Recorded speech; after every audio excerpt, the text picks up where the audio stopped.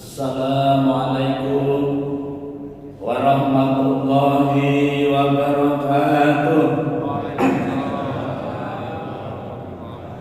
Innal hamdalillah nahmaduhu wa nasta'inuhu wa nastaghfiruh wa na'udzu billahi min shururi anfusina wa min sayyiati a'malina. May yahdihillahu fala mudilla lahu wa may yudlilhu fala hadiya lahu. Asyhadu an la ilaha illallah wahdahu la syarika lahu wa asyhadu anna Muhammadan abduhu wa rasuluh la nabiyya wa la rasula ba'dah. Allahumma shalli wa sallim wa barik ala hadzal nabiyil karim wa ala alihi ajma'in, amma ba'd. Qala Allah ta'ala fil Qur'anil Karim, a'udzu billahi minasy syaithanir rajim. Ya ayyuhalladzina amanu taqullaha haqqa tuqatih wa la tamutunna illa wa antum muslimun. Ya ayyuhan nasu taqu rabbakumul ladzi khalaqakum min nafsin wahidah wa khalaqa minha zawjaha wa batha minhuma rijalan katsiran wa nisaa'a wattaqullaha alladzi tasaaluna bihi wal arham innallaha kana 'alaikum raqiba. Ya ayyuhalladzina amanu taqullaha wa qulu qawlan sadida yuslih lakum a'malakum wa yaghfir lakum dzunubakum wa may yuti'illaha wa rasulahu faqad faza fawzan 'azima. Fa in asdaqal hadits kitabullah wa khairul hadi hadi Muhammadin sallallahu alaihi wasallam wa syarrul umuri muhdatsatuha wa kullu muhdatsatin bid'ah wa kullu bid'atin dhalalah wa kullu dhalalatin finnar. Ma'asyiral muslimin, jamaah salat fardhu subuh Masjid Hajah Nuriyah Banjarbaru yang dirahmati Allah Subhanahu wa ta'ala. Bapak Ibu, adik-adik yang insya Allah Allah muliakan, mari kita kembali bersyukur kepada Allah biqauli alhamdulillah wa syukrulillah atas limpahan rahmat dan nikmatnya kepada kita, terutama nikmat hidayah berupa iman dan Islam yang insya Allah masih melekat di dada kita semua. Kita tingkatkan, kita pertahankan agar tetap ada di dalam dada kita. Nikmat kesehatan, nikmat panjang umur, nikmat waktu luang yang Allah berikan kepada kita, sehingga dengan nikmat itu kita dapat melaksanakan sebagian dari perintahnya, yakni melaksanakan sholat fardhu subuh secara berjamaah di masjid yang kita cintai ini. Dengan sholat subuh berjamaah kita akan mendapatkan manfaat, yaitu kita berada di dalam jaminan Allah Subhanahu wa ta'ala. Dengan sholat subuh berjamaah kita akan mendapatkan tambahan pahala seperti orang yang sholat malam sepanjang malam. Ketika tadi malam kita sholat isya berjamaah, kita diberikan tambahan pahala oleh Allah seperti orang yang sholat malam setengah malam. Ketika tadi kita masuk masjid, sholat 2 rakaat, sholat sunat fajar, maka Allah beri pahala kepada kita lebih baik daripada dunia dan isinya. Kalau kita ditanya, siapakah orang yang paling kaya di muka bumi hari ini? Jawabannya adalah kita semua yang sholat sunat 2 rakaat sebelum subuh. Salawat dan salam semoga senantiasa tercurah, terlimpah kepada junjungan kita Nabi besar Muhammad sallallahu alaihi wasallam, kepada keluarganya, para sahabatnya, para pengikutnya yang setia, baik yang dulu, sekarang maupun yang akan datang. Mudah-mudahan kita semua yang hadir di majelis yang mulia ini dicatat oleh Allah Subhanahu wa taala sebagai hamba-hamba Allah yang taat, yang takwa, calon-calon penerima syafaat yang agung dari baginda Nabi sallallahu alaihi wasallam atas izin Allah Subhanahu wa taala kelak pada hari kiamat. Amin ya rabbal alamin. Bapak Ibu jamaah salat subuh yang dirahmati Allah, adik-adik yang Allah muliakan, alhamdulillah kita kembali bertemu dalam suasana kebaikan. Kalau ada istilah kebaikan, maka kebaikan itu sesuatu yang membuat kita tenang, damai, tentram. Karena kebaikan itu adalah iman, kemudian diwujudkan amal soleh dan dilaksanakan dengan istiqomah, itu namanya kebaikan. Oleh karena itu kita bersyukur karena Allah memberi kesempatan kepada kita untuk hadir di majelis ilmu. Kita ngaji bareng, kita mengkaji salah satu usul dalam agama kita. Hari ini kita berada di hari Kamis tanggal 21 Sya'ban, bulan yang ke-8 1443 Hijriah, bertepatan dengan tanggal 24 Maret 2022 Miladiah. Kita akan melanjutkan kajian hadis dari kitab Hadis Arba'in Imam Nawawi. Pagi ini kita melanjutkan hadis yang kedua tentang kandungannya. Perlu kami sampaikan SOP dalam kajian pagi ini, kayak sekolah itu. Di pondok kami itu semua guru yang ngajar menggunakan SOP. Jadi kita pakai SOP ini Bapak Ibu. SOP kita pagi ini adalah setelah kita mengikuti kajian hadis, diharapkan kita mendapatkan 3 perkara, 3 saja. Yang pertama, kita mengetahui makna yang terkandung di dalam hadis yang kita kaji. Yang kedua, kita mengetahui faedah, manfaat daripada hadis yang kita kaji. Yang ketiga, kita mengetahui bagaimana cara mengamalkan hadis tersebut. Ibnu Supardi di dalam makolahnya mengatakan, belajar ilmu itu penting, maksudnya ilmu agama. Tetapi yang lebih penting dari sebuah ilmu adalah paham. Paham itu penting, tapi yang lebih penting dari sebuah pemahaman adalah pengamalan. Mengamalkan ilmu itu penting, tapi ada yang lebih penting lagi Bapak Ibu sekalian, ketika mengamalkan dengan ikhlas. Ikhlas itu penting, ya, ikhlas itu penting, tapi ada yang lebih penting dari ikhlas itu. Ikhlas banget. Ada juga ikhlas-ikhlasan, ya, ikhlas banget. Ini makalah Ibnu Supardi. Beliau punya 1001 makalah yang apabila kita ambil itu ada manfaatnya. Pagi ini kita akan melanjutkan hadis nomor 2 yang sudah kami bacakan, dan insya Allah sesuai dengan WA, ini bukunya, ini Hadis Arba'in Imam Nawawi. Ini dikaji di Pondok Tahfiz Madinatul Quran. Ini ada gambar yang menyampaikan kajian.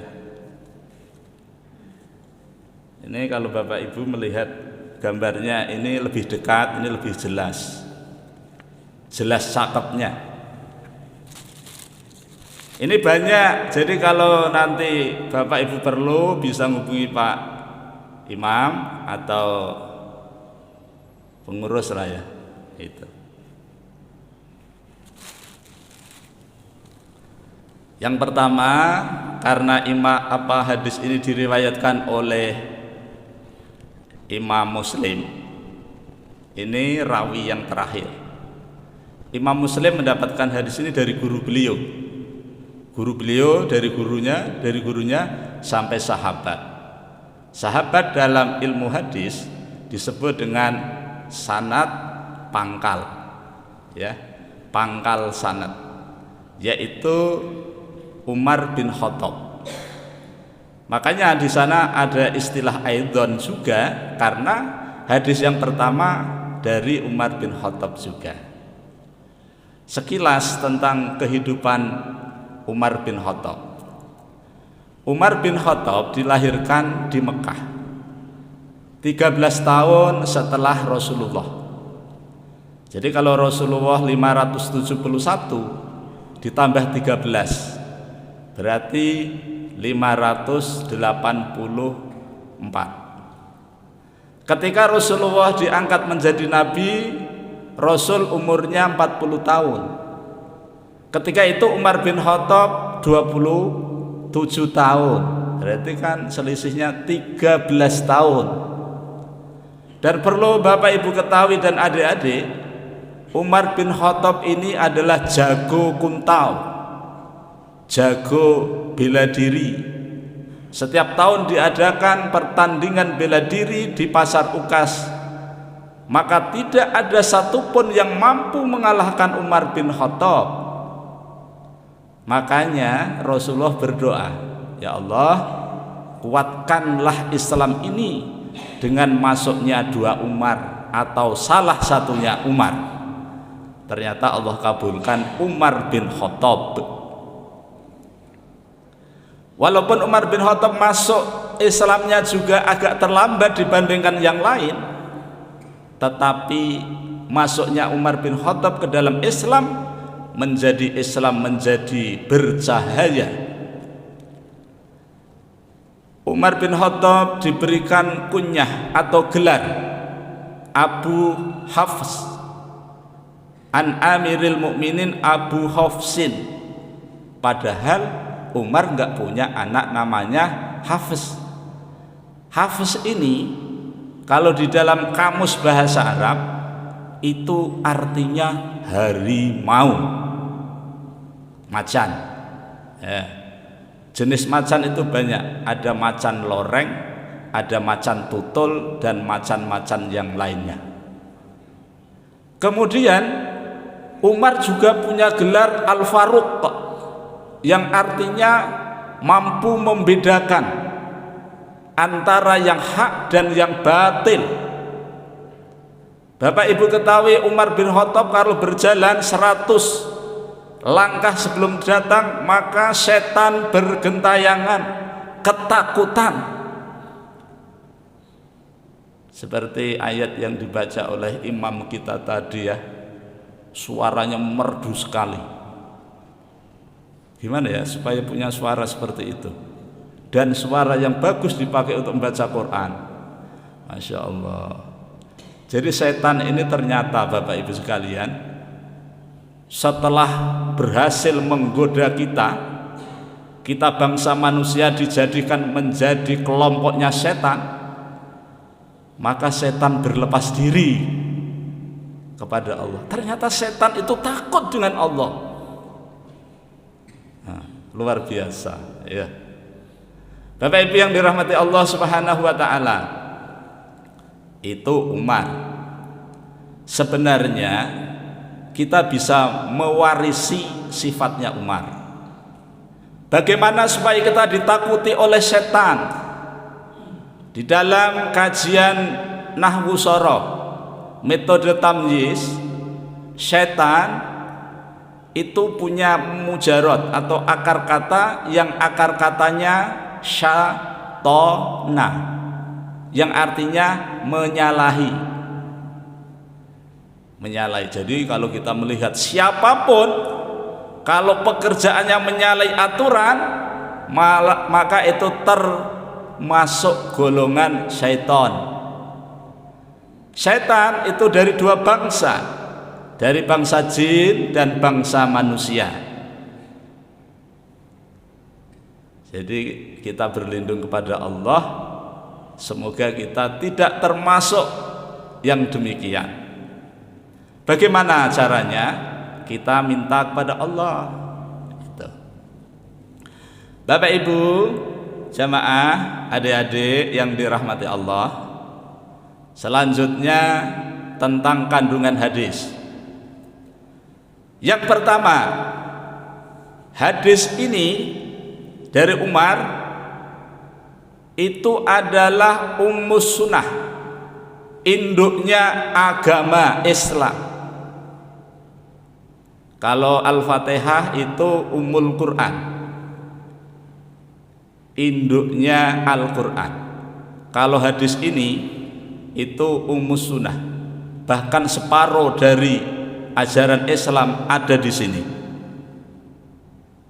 Makanya kalau kita sering mendengar istilah agama, maka agama itu isinya ada tiga. Jadi kalau diibaratkan benda, ya, itu bulat, itu dibagi tiga. Sepertiga yang pertama adalah Islam. Sepertiga yang kedua adalah iman. Sepertiga yang ketiga adalah ihsan. Ketika Islam, iman disebut dalam satu perkataan, maka artinya berbeda. Kalau Islam itu adalah amalan lahir, kalau iman itu adalah amalan batin. Kalau kita mengenal amal, maka amalan itu ada tiga: batin, lahir, lisan. Batin itu niat, lisan itu mengucapkan, anggota badan mempraktekkan. Makanya orang yang beriman mengucapkan dua kalimat syahadat itu mesti terdiri dari tiga tadi. Lidahnya mengucapkan, hatinya meyakini, anggota badan mempraktekkan. Asyhadu an la ilaha illallah. Ini syahadat tauhid. Artinya kita memastikan bahwa hanya Allah yang berhak untuk disembah dengan benar. Kemudian diisbatkan illallah, kecuali Allah. Wa asyhadu anna Muhammadar Rasulullah, dan aku bersaksi bahwa Nabi Muhammad sallallahu alaihi wasallam adalah utusan Allah. Berarti dalam pelaksanaan ibadah mengikuti Nabi. Jadi kalau kita bicara tentang ibadah, tidak bisa dikarang-karang. Apa itu ibadah? Apa ibadah? Ibadah itu adalah sesuatu yang diperintahkan Allah dan dicontohkan oleh Rasulullah.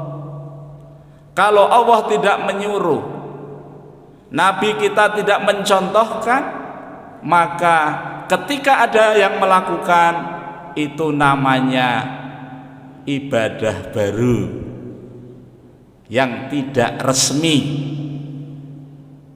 Nah, ibadah itu ada di dalam agama.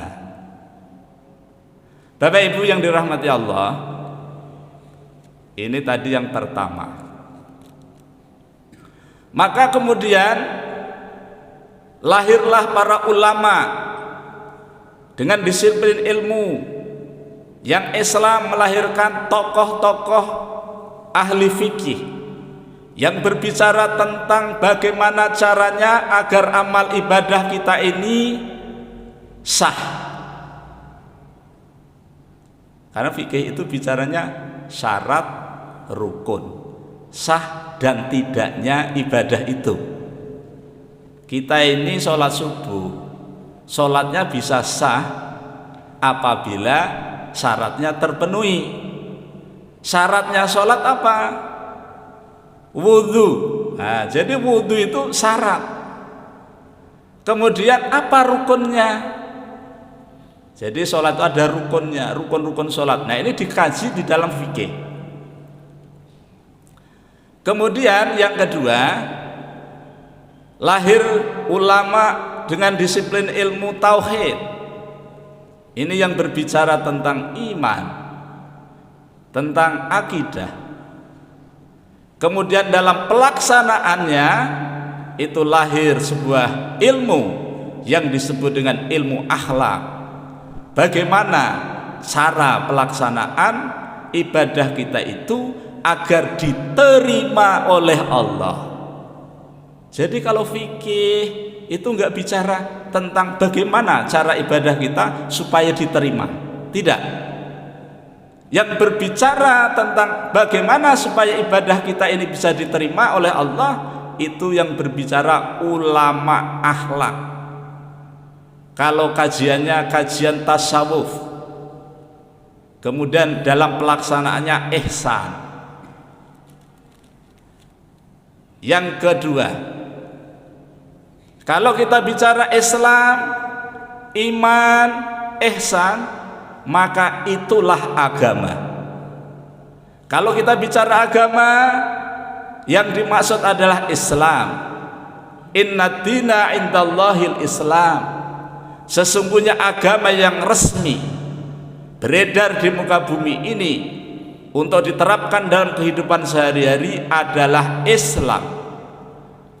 Dan barang siapa yang mencari agama selain Islam, agamanya ditolak. Di akhirat nanti akan rugi. Jadi Islam ini yang resmi. Alhamdulillah kita berada di Islam. Bapak Ibu jamaah yang dirahmati Allah, jadi di dalam hadis yang kedua ini, Islam dan iman dijadikan satu, maka maknanya berbeda. Kalau dalam istilah ulama hadis itu dikatakan begini: idzajtama'a iftaraqa wa idzaftaraqa ijtama'a. Apabila Islam dan iman itu dikatakan dalam satu pokok bahasan, maka artinya berbeda. Tetapi kalau Islam dan iman dibicarakan di luar sendiri-sendiri, maka artinya sama. Islam yo iman, iman yo Islam. Nanti akan kita lanjutkan pada hadis yang ketiga tentang bunyal Islam. Yang ketiga, hubungan seorang hamba terhadap Tuhannya, ya, itu disebut dengan ihsan. Jadi kita berusaha bagaimana ibadah yang kita lakukan itu sampai kepada tingkat ihsan. Waktu ditanya oleh orang yang datang kepada Nabi, Muhammad, beritahukan kepadaku tentang ihsan itu apa? Ini pertanyaan yang ketiga. Nabi menjawab, ihsan itu kalau kalian beribadah kepada Allah seakan-akan kamu melihat Allah. Tapi kalau kamu tidak bisa melihat Allah, yakinlah bahwa Allah melihat kalian. Itu ihsan. Nah, kemudian ihsan ini dibagi dua. Ihsan dibagi dua. Ini bukan masalah pembagian ghanimah, bukan. Ihsan dibagi dua. Yang pertama disebut dengan tolab. Tolab itu berharap. Kalau tolabul ilmi, berharap dapat ilmu, gitu ya. Kalau ihsan, tolab ini adalah berharap kepada Allah agar ibadah yang kita laksanakan ini mendapatkan nilai di sisinya, bukan nilai di sisi manusia. Yang kedua, tingkatan ihsan itu yang disebut dengan H-A-R-B, har, yang artinya takut. Kalau di surah yang kedua Al-Baqarah ayat 40, kisah tentang Bani Israel, maka di penghujung ayat dikatakan wa iyaya farhabun, maka hanya kepadaku sajalah hendaknya kalian takut. Nah, jadi ihsan yang kedua ini harap kita merasa takut kepada Allah ketika ibadah yang kita lakukan ini Allah tidak ridho. Apa yang menyebabkan Allah tidak ridho? Motivasi dalam kita beribadah. Ada, Bapak Ibu sekalian, orang beribadah ingin dilihat Allah dan juga ingin dilihat oleh selain Allah. Ada juga orang yang beribadah ingin diperlihatkan dan ingin juga tidak diperlihatkan. Kedua-duanya berpotensi untuk ria. Ya, jangan dikira sendirian enggak ria, bisa malah ria, ya kan? Wah, ternyata cuma saya sendiri, enggak ada yang lain, hanya Engkau ya Allah. Tapi hati kita melalang buana, ya kan? Kalau kita mengaji kemudian disyuting, kemudian di-share, disebarluaskan, diekspos kemana-mana, itu bukan ria, tapi dakwah. Kan menggunakan teknologi daripada kita mendatangi satu persatu. Nah, sekarang sudah luar biasa. Bapak Ibu hadirin yang dirahmati Allah, adik-adik yang Allah muliakan. Yang keempat, kandungan hadis, bahwa orang yang datang kepada Rasulullah yang menjelma sebagai manusia, dia adalah Jibril. Jadi Jibril itu bisa membo-membo, kalau bahasa Jawa, menyerupai manusia. Tapi Jibril melakukan seperti itu atas kehendak Allah, tidak semaunya Jibril. Kalau semaunya bisa, wah Jibril bisa berubah jadi wanita, bisa berubah jadi laki-laki. Jibril bisa berubah-ubah seperti itu, tergantung apa maunya Allah. Yang kelima, manfaat hadis yang kelima, hadis yang kedua adalah adab akhlak terhadap guru. Wah, ternyata Jibril itu mencontohkan dalam mencari ilmu itu, dia datang langsung kepada sasaran. Padahal di sekitar itu para sahabat banyak. Kok langsung ke situ? Kemudian dua lututnya ditempelkan ke lututnya Nabi. Kemudian dua epek-epeknya tangan diletakkan di dua pahanya Nabi. Kemudian bertanya, "Ya Muhammad, beritaukah kepadaku tentang Islam?" Nabi menjawab. Tanya jawab ini melahirkan ilmu. Setelah dijawab, sodakta, ya heranlah, sahabat ya bingung, loh dia yang tanya kok dia yang membenarkan, siapa sih sebenarnya dia itu, misterius sekali gitu ya. Kemudian yang kedua, Muhammad beritahu aku tentang iman, dijelaskan iman begini. Yang ketiga, Muhammad beritahukan padaku tentang ihsan. Ini epek-epeknya masih di atasnya pahanya Nabi nih. Wa wada'al kaffaihi ala fakhidhihi. Jadi adabnya diperhatikan. Pakaian mesti necis. Kayak Pak Soekarno. Bapak Ibu pernah melihat gambarnya Pak Soekarno? Pernah enggak Pak Soekarno pakai hem? Enggak kan? Pakai safari, mantep. Nah, jamaah kita mantep ya. Nah, kemudian fokus, Jibril fokus itu mendengarkan jawaban Nabi itu. Jadi ini tentang adab dalam menuntut ilmu. Yang keenam, bahwa kiamat yang ditanyakan oleh Jibril pada Rasulullah dan Rasulullah menjawab, Nabi yang ditanya juga tidak lebih tahu daripada yang bertanya. Jadi sama-sama enggak tahu. Maka Jibril bertanya, ya Muhammad, beritahukan kepadaku tentang ciri-cirinya. Wow, gitu ya. Lalu dijawab, cirinya satu, kalau sudah ada seorang hamba wanita melahirkan tuannya, ya, melahirkan tuannya. Kemudian kalau kamu nanti sudah melihat manusia yang berjalan kaki tanpa alas, melihat manusia tanpa baju, tanpa busana, saking miskinnya. Kemudian kalian juga melihat orang-orang yang fakir sekali. Kalian melihat orang-orang yang mengembala kambing. Ini kambing, karena adanya di sana kambing. Nah, kalau di Indonesia mengembala selain kambing, Pak, mereka berlomba-lomba membangun bangunan istana.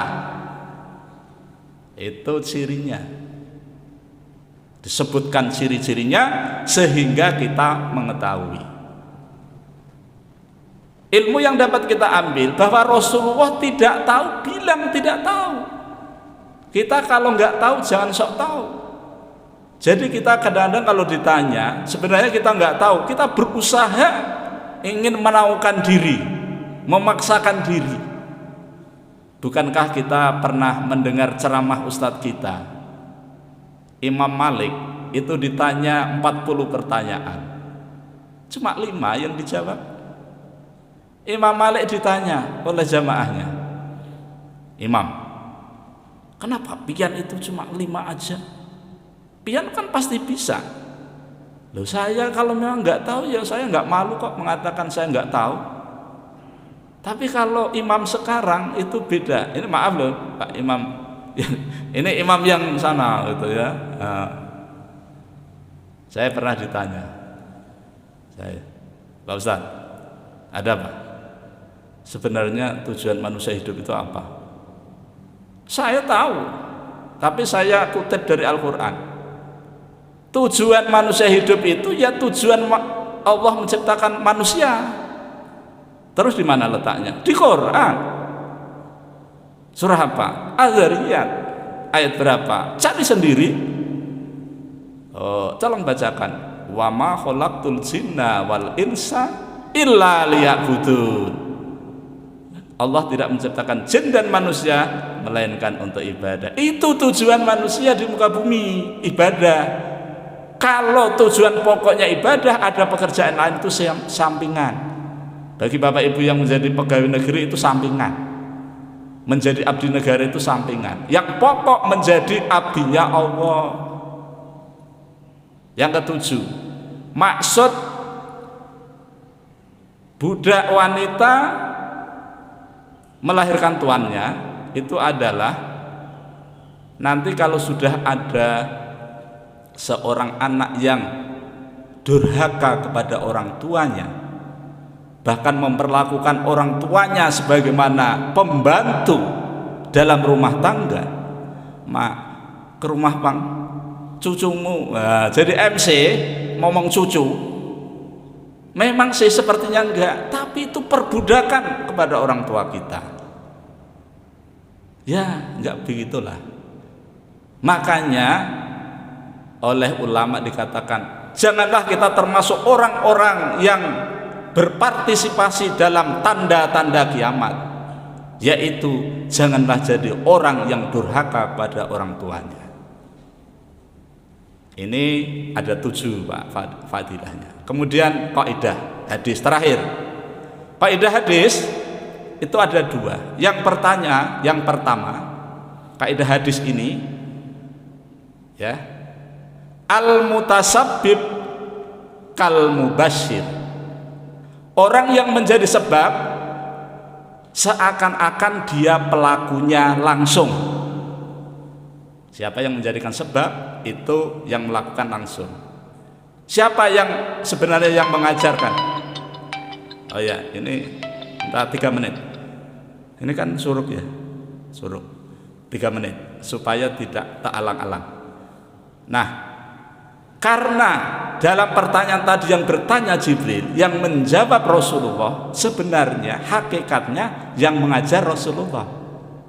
Tetapi karena al-mutasabbib kal mubasyir, orang yang menjadi sebab, Jibril lah yang bertanya, Nabi menjawab. Maka Jibril seakan-akan yang mengajarkan para sahabat tentang agama.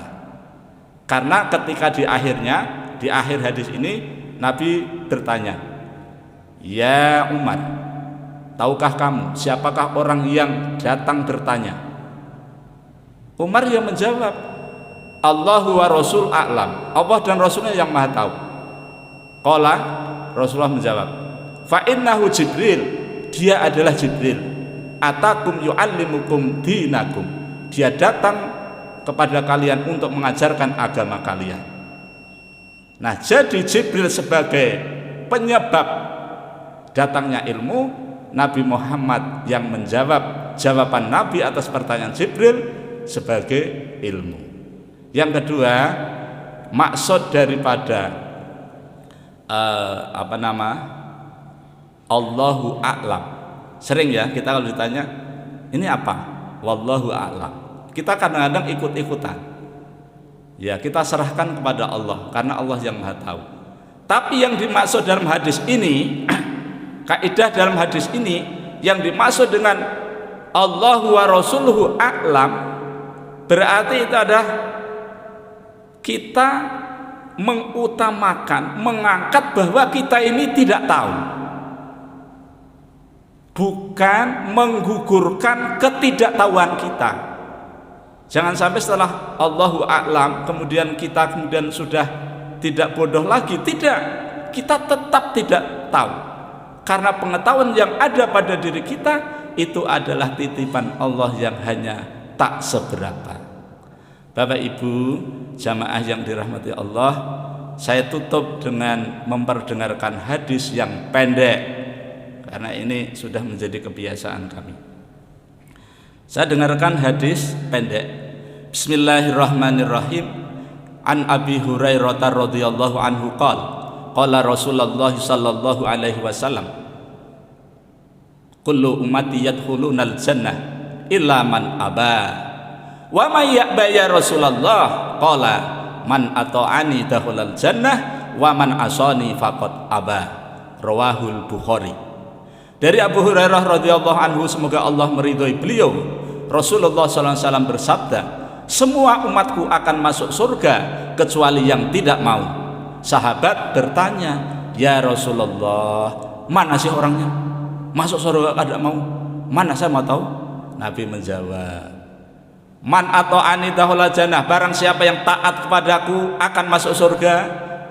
Wa man asani faqad aba, dan barang siapa yang maksiat kepadaku, sunahnya diajarkan, sunahnya dipelajari tapi tidak dipraktekkan, itu sudah menyakiti perasaan Rasulullah, maka dialah orang yang tidak mau masuk surga. Hadis sahih diriwayatkan oleh Imam Bukhari.